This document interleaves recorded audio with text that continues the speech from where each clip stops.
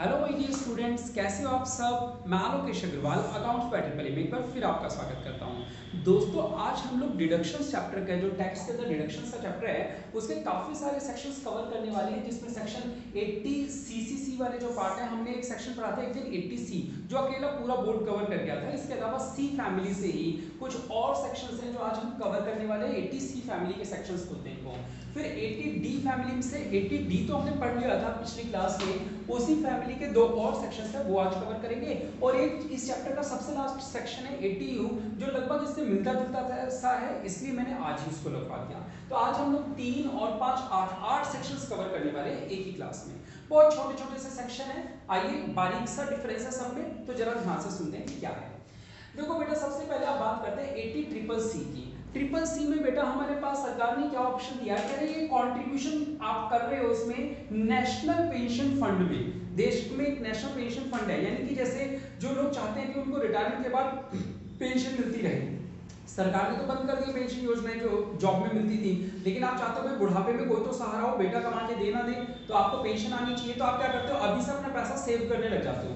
Pension fund में अभी आप पैसा डालते हो, बाद में सरकार आपको पेंशन देती रहती है। तो जो नेशनल पेंशन फंड है, अगर आप उसमें पैसा डालते हो 80 ट्रिपल सी के अंदर, ठीक है, तो आपको इन्वेस्टमेंट करिए आपने उस फंड में, और वो फंड जो है नेशनल पेंशन फंड वो इस सेक्शन में रजिस्टर्ड होना चाहिए। इनफैक्ट आपको जब सवाल दिया जाएगा तो ऑलरेडी वो फंड पक्का रजिस्टर्ड होगा उसमें, तभी छूट मिलेगी। ठीक है, तो वो फंड होगा ही होगा रजिस्टर्ड। तो आपको ये याद रखने की जरूरत नहीं है।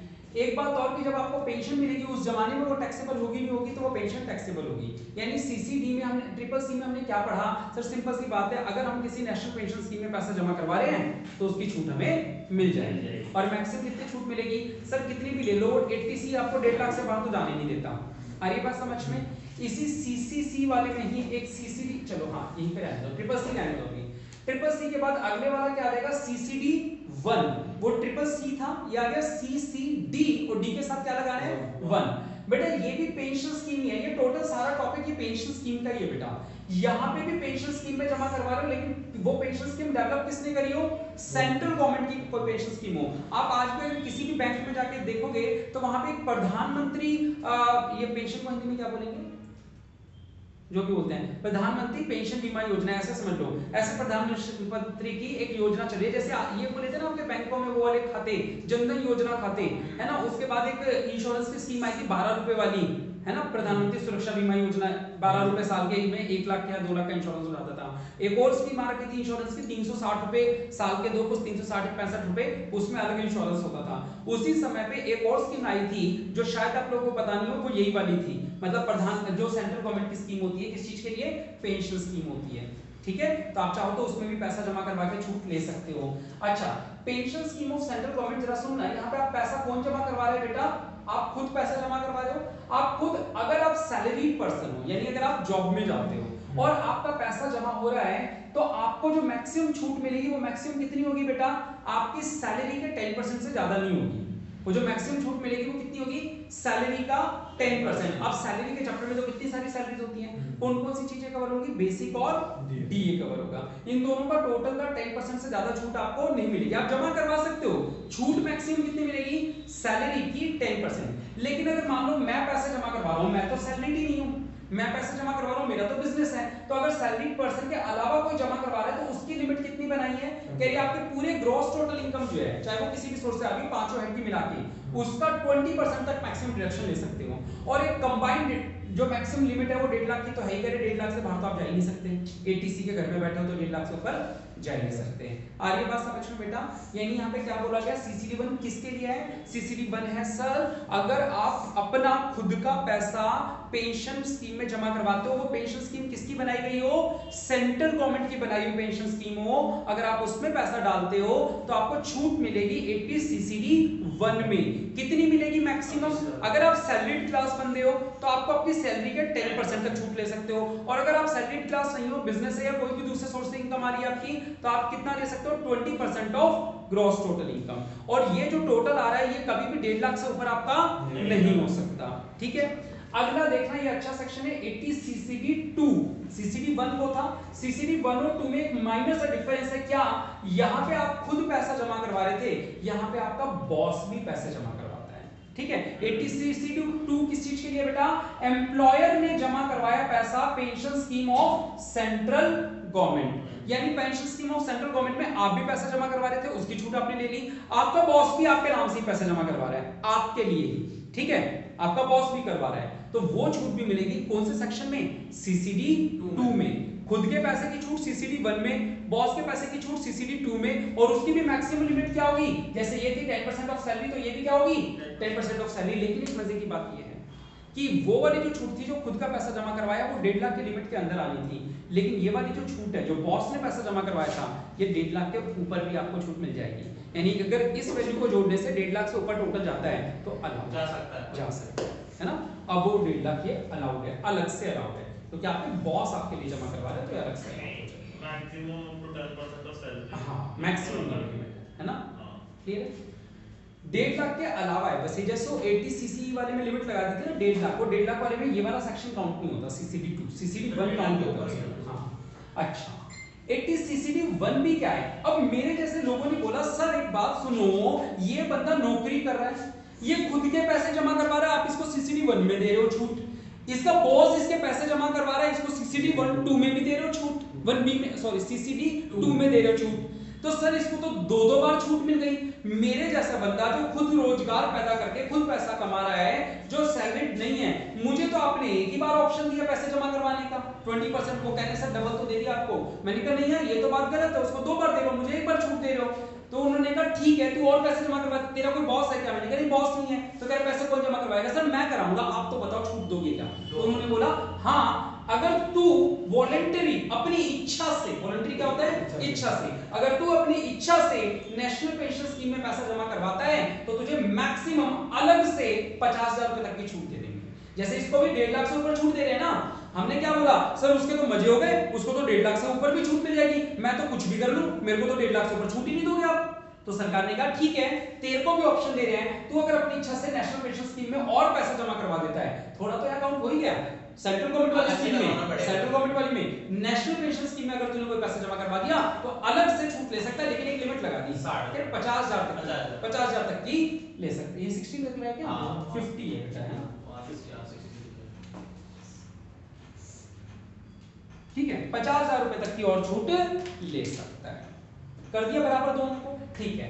तो ये तो हमारा सीसी यानी 1.5 लाख की लिमिट से ऊपर है। जब हमने 80cc पढ़ा था उस दिन यहाँ पे नीचे छोटा सा 80c के नीचे, तो उस दिन हमने पढ़ा था कि 80c की फैमिली के ऊपर ही पूरी रिस्ट्रिक्शन है, तो 80c की पूरी फैमिली के ऊपर नहीं है, एक्चुअली 80c पे है, 80CCC पे और 80CCD 1 पे है, इन पे डिडक्शन वो रूल नहीं लगता है। उसका नहीं मैक्सिमम 50,000 ही कर सकता है जमा, तो फिर नहीं, हाँ मतलब जमा तो कितना भी करवा लो, छूट 50,000 से ऊपर नहीं मिलेगी। और 1.50 लाख फिर लिमिट कैसे आएगी जब नहीं है ना, अब वो लिखा है ना, कहां लिखा है?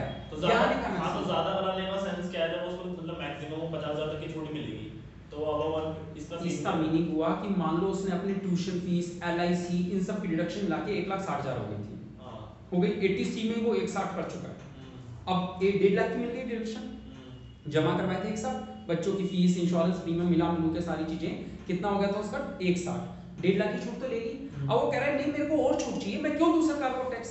तो सरकार कहती है तू नेशनल पेंशन स्कीम में जमा करा, तो तू अगर 50,000 रुपए तक और जमा करवाता है तो हम तेरे को 50,000 तक की छूट दे देंगे, तो 40,000 जमा कराएगा 40,000 की छूट दे देंगे, 60,000 जमा कराएगा 50,000 की छूट दे देंगे। आगे बात समझ, यानी उस 1.5 लाख से बढ़कर एक ऑप्शन दे दिया अलग से, क्योंकि 1.5 लाख तो 1961 से चला रहा है, तो लोगों ने जिद करी सर बचाने के लिए कोई तो ऑप्शन दो, हम कहीं इन्वेस्ट करने को तैयार है, आप ऑप्शन तो दो। तो सरकार ने कहा आप नेशनल पेंशन स्कीम में पैसा जमा कराओ, तो देश के पास पैसा आएगा और आपको टैक्स की छूट मिल जाएगी। ठीक है बेटा, अब एक हट के सेक्शन 80cc, ठीक है, ये इस सेक्शन से हट के है बिल्कुल, और मैंने पता नहीं कभी देखा नहीं है, और अब ये दिख रहा है, पता नहीं आपके कोर्स में है या नहीं, बुक में एक बार देख लेंगे जब सवाल आएंगे कभी। तो बेटा RGESS, उस दिन एक वर्ड पढ़ा था जो मैंने कहा था कि मैंने तो पहली बार वर्ड सुना है, क्या है ये वर्ड? है राहुल गांधी, राहुल गांधी है ना, ये काम का नहीं है ना, इसलिए बोल रहा था सेक्शन काम का नहीं है, मैं राहुल गांधी के बारे में थोड़ी बोल रहा हूँ, सेक्शन काम का नहीं है, समझ गए आप? बताइए आप क्या समझ गए? आपको अब सेक्शन याद रह जाएगा, सेक्शन CCG जो है बेटा गांधी फैमिली के लिए बनाया गया, CCG गांधी, जो काम का नहीं है। अब तो सेक्शन में क्या स्कीम दी गई? Rajiv Gandhi equity saving scheme.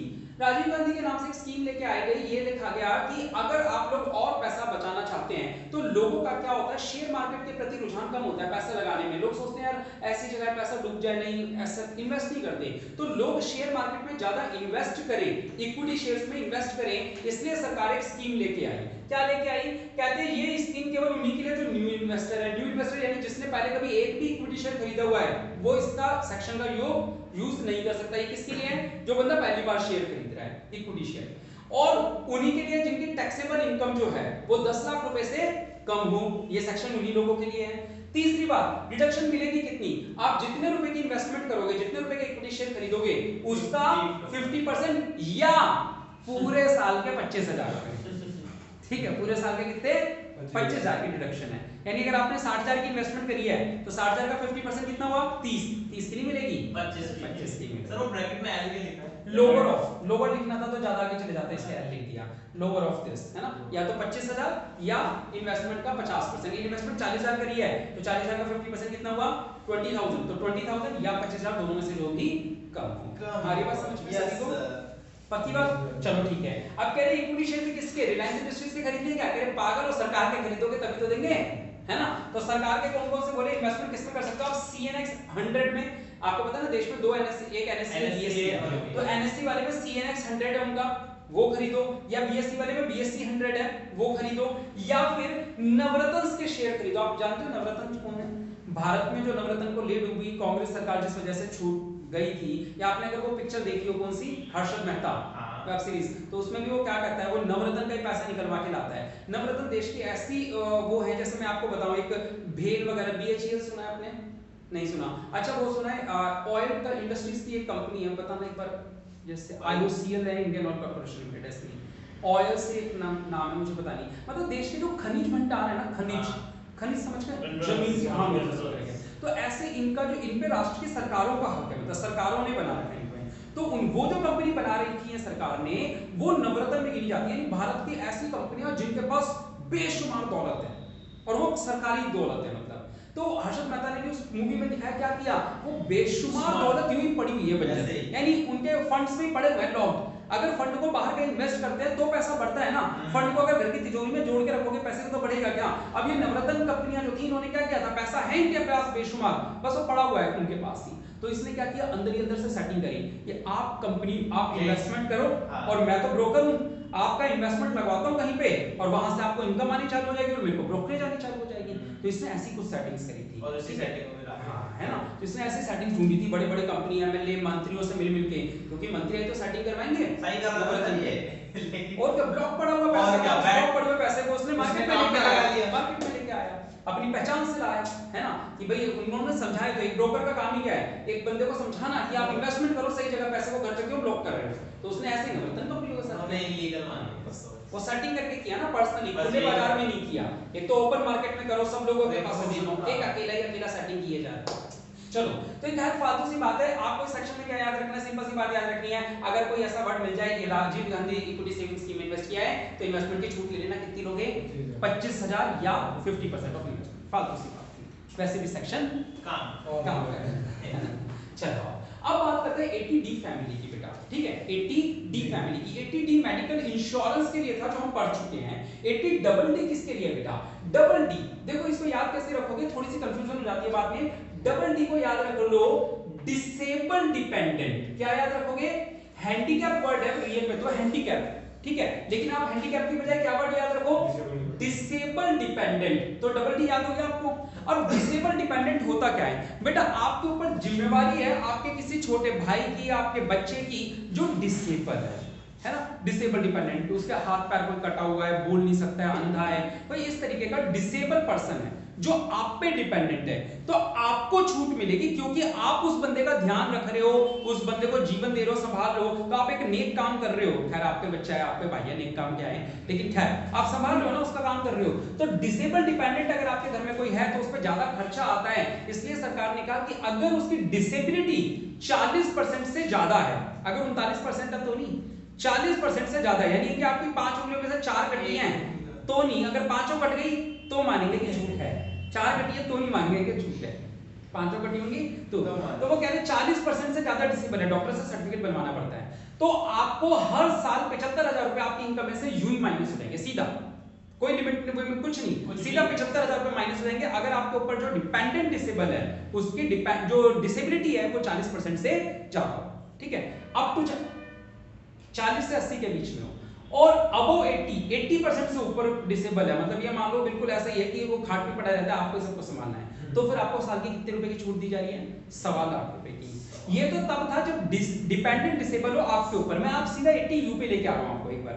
80U क्या है? 80U उसके लिए है जो बंदा खुद ही डिसेबल है, जो बंदा खुद ही डिसेबल है उसको भी कहीं से इनकम आ रही है, मान लो उसने कहीं नौकरी ज्वाइन कर ली थी, मान लो एक बार टूटा हुआ है, मेरा एक स्टूडेंट है बेटा, मैंने आपको बताया होगा, शायद आपसे सीनियर है, आपके आसपास नहीं कहीं रहता, वो एक टांग से लंगड़ा है, वो पता नहीं ओएसवी का ही थे नहीं, उसका था आदर्श विद्या मंदिर का, एक टांग कटी हुई नकली टांग लगवा रखी है उसने, ठीक है, तो वो 40% से ज्यादा डिसेबिलिटी में काउंट होता है, उसको गवर्नमेंट जॉब्स के भी अच्छे वो अपॉर्चुनिटीज है, मतलब उनके लिए रिजर्वेशन होती है अलग से, अगर वो 40% नंबर भी ले आएगा ना तो भी उसको हो जाएगा, सिलेक्शन हो जाएगा, तो वो बड़ी पोस्ट की इसीलिए तैयारी कर रहे हैं कि उसका तो कहीं भी हो जाना है, कम तो हो जाएगा, हाँ है ना, कम तो हो जाएगा, मतलब एससी ओबीसी से भी बढ़िया ऑप्शन है उनके लिए। तो अगर वो नौकरी कर लेता है ना, और उसको भी इनकम आने लग रही है, तो जब वो खुद अपनी इनकम टैक्स रिटर्न भरेगा, वो दूसरों पे डिपेंडेंट थोड़ी है, उसकी खुद की इनकम टैक्स रिटर्न जब भरी जाएगी, तो अगर वो 40% से ज्यादा है तो 75, और अगर 80 से ज्यादा है तो 1/25 डिडक्शन उसको खुद को मिलेगी, यानी जब खुद डिसेबल हो आप खुद तो ये मिलेगी, और अगर आपके ऊपर कोई डिपेंडेंट डिसेबल है तो वो वाले सेक्शन अमाउंट सेम है, लेकिन किसके लिए एप्लीकेबल है? वो वाला सेक्शन डीडी है, डीडी वाले में आप खुद तो सही हो, आपके ऊपर किसी की जिम्मेवारी है, यानी आपको किसी को संभालना है, 80U में आप खुद हो, यानी अगर आपको अपने पैसे बचाने तो आप चाहो तो एक हाथ या नाक कटवा सकते, 1 लाख रुपए तक तंगवाएंगे, हर साल का 1 लाख रुपए बच जाएंगे, 1 लाख का 30% यानी कि 30,000 का टैक्स बच जाएगा आपका, तो एक टांग कटवा दो, 10 साल में 3 लाख रुपए इकट्ठे हो गए, नौकरी भी बढ़िया लग जाएगी, और क्या चाहिए, है ना, निकलो एक हाथ पैर आ जाते समय ना कहीं बढ़िया पैसा कमाया जा सकता है, ट्रेन के नीचे है ना, ऊपर से जिस बंदे से एक्सीडेंट हुआ वो 100 पैसे ले लो, 5 लाख लाइव ऐसे सीख दे रहे हो बच्चों 5 लाख का जुर्माना है और 10 लाख रुपए वैसे टैक्स के बच जाएंगे, पैसा तो कमाया जा मिलेगी, एक पैर में क्या रखा है, नकली लगवा लेना, और क्या है, तो नकली डालो आज ट्रेन के नीचे आओ। 80DB क्या है बेटा? DB है स्पेसिफिक डिसीजेस के लिए दी रखी है, कुछ बहुत ही जैसे कैंसर वैंसर इस तरीके की डिसीजेस के लिए दे रखी है, काम का सेक्शन नहीं है, अगर आपकी उम्र 60 साल से कम है, आपकी खुद को डिसीज हो रखी है और आपकी उम्र 60 साल से कम है तो अलग से 40,000 माइनस करवा लेना, अगर आप 60 साल से 80 साल के बीच में हो तो 60,000 की छूट ले सकते हो अलग से, फुल फ्लैज है ना, सीधी अमाउंट, और अगर आप 80 साल से भी बड़े हो और आप किसी ऐसी बीमारी से ग्रसित हो जो सरकार ने कही हुई है तो आपको 80,000 से ऊपर की छूट मिल जाएगी। सर ये सेक्शंस के नाम है ना, इनके हिसाब से होते हैं ना शॉर्ट फॉर्म और इजी हो जाता है, तो यहाँ पे आपको डिसीज्ड DDB वाले में क्या रखना है? डिसीज्ड बी फॉर बीमारी, DDB है ना, तो बी फॉर बीमारी, तो यहाँ पे आपको बीमारी अगर कोई है तो आप इसको याद रख सकते हो, ठीक है। तो ये था हमारा आज का सेक्शन, आई होप आपको अच्छे से समझ आ गया होगा, छोटे छोटे से सेक्शन है, याद नहीं कर पाते हैं लेकिन याद तो रखने पड़ेंगे। खैर जैसी भी रहेगी क्लास लाइक और कमेंट करके जरूर बताएं, बहुत बहुत शुक्रिया, जय हिंद जय भारत।